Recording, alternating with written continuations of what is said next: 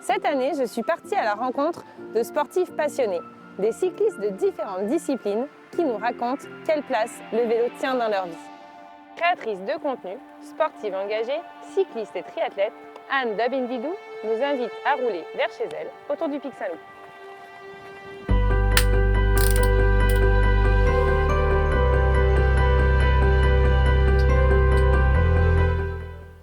Hey, salut Anne! Salut Lucie, ça va? Eh oui, et toi? Bah ouais, bienvenue chez moi. Eh bien écoute, merci beaucoup, je suis hyper contente. Où est-ce que tu me mènes rouler aujourd'hui? Alors aujourd'hui, on va rouler autour du Pic Saint-Loup. Il fait super beau. Bon, il y a un peu de vent, mais ça va être super cool. Eh bien parfait. Allez, C'est parti, je te suis. Allez.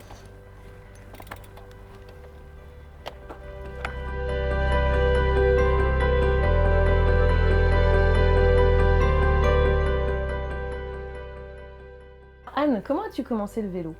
J'ai commencé le vélo après mon premier marathon de Paris. En fait, je voulais récupérer doucement après cette course et c'est une amie de ma mère qui m'a proposé de préparer un triathlon avec elle. Comment tu expliques le succès du triathlon en fait auprès des filles? Que c'est un sport très diversifié et donc tu peux être très bonne dans une des disciplines, un peu moins bonne dans les autres, mais en tous les cas tu peux quand même te rattraper et te challenger. Et ce qui est bien, c'est que dans le triathlon, c'est un sport, je trouve, hyper accueillant et mixte en plus, et qu'il n'y a pas ce regard un peu de performance. L'objectif, c'est juste de finir et de prendre beaucoup de plaisir en fait dans sa pratique. Et justement, en triathlon, il y a quand même beaucoup de femmes en course, alors que dans le cyclisme traditionnel, il y a peu de femmes sur les compétitions. Comment tu expliques ça? Dans les clubs de tri, forcément, il y a beaucoup de mixité dans la pratique triathlon.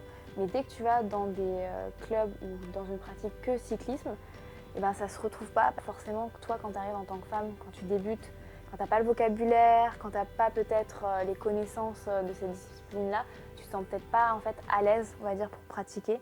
Alors que quand tu viens du triathlon, bah, tu sais déjà que tu es légitime dans d'autres disciplines, donc la course à pied, la natation, et donc bah, que le vélo, ça fait juste partie de tout ce sport, donc tu te sens plus à l'aise.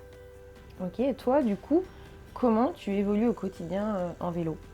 Pour moi, le vélo, c'est devenu un peu mon sport favori parmi les 3 sports du triathlon. Je me suis fait une fracture de fatigue il y a 4 ans maintenant. Et en fait, ça m'a forcée à faire du vélo. J'avais plus le choix, il fallait que je fasse que du vélo. Et c'est là où j'ai découvert qu'en fait, ce sport était... je ressentais encore plus de liberté que quand je faisais de la course à pied parce que je pouvais partir très très loin, très rapidement, toute seule. Et me sentir vraiment très libre et comme si le monde attendait juste que j'aille le découvrir à vélo. Et tout ça sans me faire mal trop physiquement.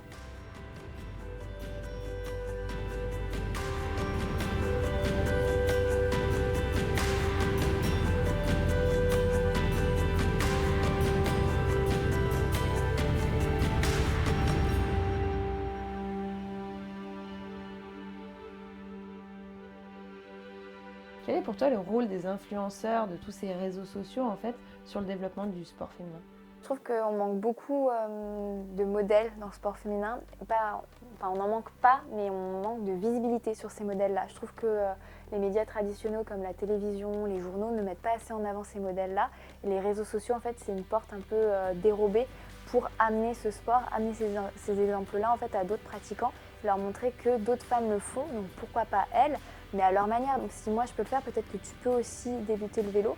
C'est vraiment juste rendre accessible quelque chose que les médias ne font pas. Toi, comment tu interagis avec ta communauté par rapport au vélo? Moi, l'objectif, c'est surtout des conseils, leur montrer comment elles peuvent se lancer et surtout les rassurer. Parce que quand on débute un sport, moi j'appelle ça le syndrome du débutant, on a peur de mal faire et surtout on n'ose pas poser les questions.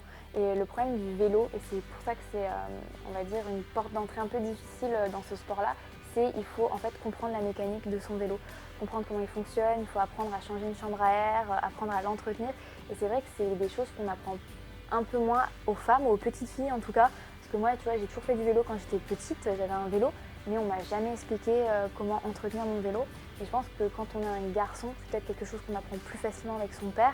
Et dès qu'on est une fille, c'est pas quelque chose qu'on va apprendre parce que l'éducation a été un peu malheureusement genrée. Et quand on est adulte, on se retrouve un peu perdu. Et pour se lancer dans ce sport-là, forcément, on est obligé de demander de l'aide pour choisir le vélo, pour l'entretenir. Et c'est vrai que ça va être le gros obstacle, alors que les autres sports comme la course à pied, t'as pas trop besoin de demander à quelqu'un. Et donc moi, personnellement, j'essaie de prendre ce rôle-là, de répondre à toutes leurs questions, à les mettre à l'aise pour qu'elles puissent ensuite se lancer toutes seules, si elles n'ont pas des personnes dans leur entourage, ou au moins trouver une structure où elles pourront ensuite se lancer derrière. Et toi, le vélo, ça représente quoi pour toi en termes de sensations, de ce que ça te fait vivre comme émotion? Alors pour moi, c'est vraiment la liberté. Quand je prends mon vélo, je sais que je ferme la porte sur toutes les pensées négatives que je pouvais avoir, tout le stress, et je pars à l'aventure.